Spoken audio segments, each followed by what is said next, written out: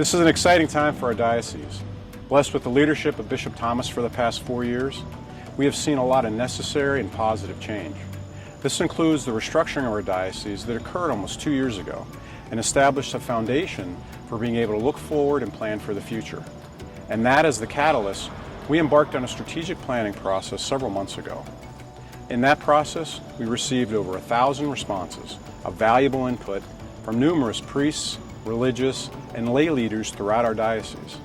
Taking this input, along with the good work of a talented, diverse, and engaged planning team, we developed a 3-year strategic plan comprised of 6 areas of focus we call pillars. Next, you'll hear a recap of these pillars and why they're important. As we've been working on the evangelization pillar for this strategic plan, we've noticed that we can no longer be complacent in what we do as Catholics, that if we want our numbers to grow in our pews on the weekends, we have to evangelize inside of our churches first. That includes all of our ministers, our volunteers, our parish staffs, our priests, so that we are praying together, that we're formed together, and then as a team, we're ready to evangelize to the people outside of our walls. The Enhancing Lay Leadership pillar of the Diocesan Strategic Plan has as its primary goal the development of an online program that will be offered to both new and established employees of the diocese. And this would apply to all employees in many different venues, so including parishes and schools. This will help us provide a consistent orientation to new employees and really help everyone who works for the diocese to be integrated into the mission of the church here in Northwest Ohio. The financial resources pillar of the Diocese Strategic Plan. The Diocese is currently creating a mission advancement office.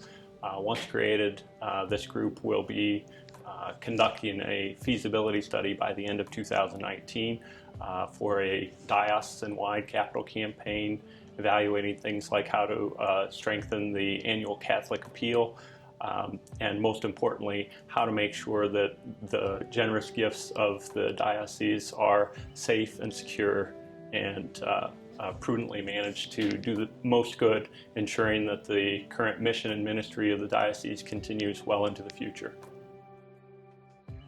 There are many things that make up the heart of Catholic Church, one of which is Catholic education. The strategic plan for Catholic education strives to make God known, loved, and served. By developing faculty that are faith-filled and committed to creating learning environments that are rooted in the teachings of Jesus Christ. Most importantly, we want to ensure that we are building relationships with our students and teaching our students to build a relationship with Jesus Christ. Charitable outreach is an important part of the strategic plan in 3 specific ways. But first, the charitable outreach is really about extending the merciful arms of Jesus Christ to our community.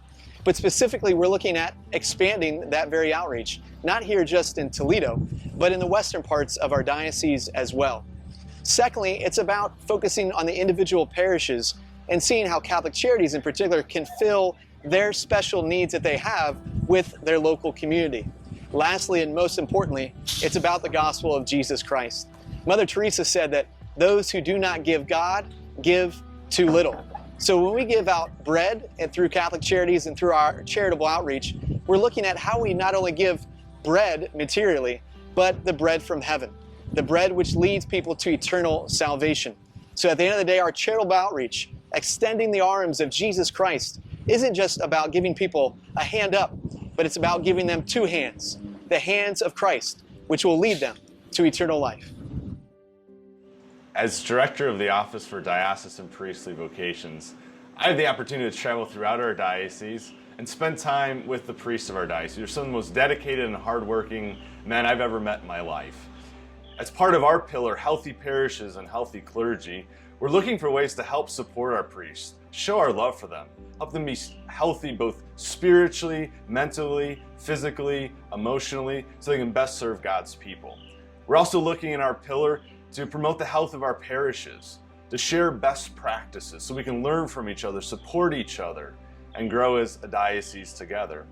Our pillar is looking forward to growing in unity as a diocese, so that through intentional planning, we can use our resources well, and so that we can plan well for the future as we promote vocations and become a holier diocese of Toledo. So where do we go from here? Well, each of our pillar teams have developed detailed 3-year plans. These plans highlight actions that we as a diocese have said are the most important and impactful for us to focus on.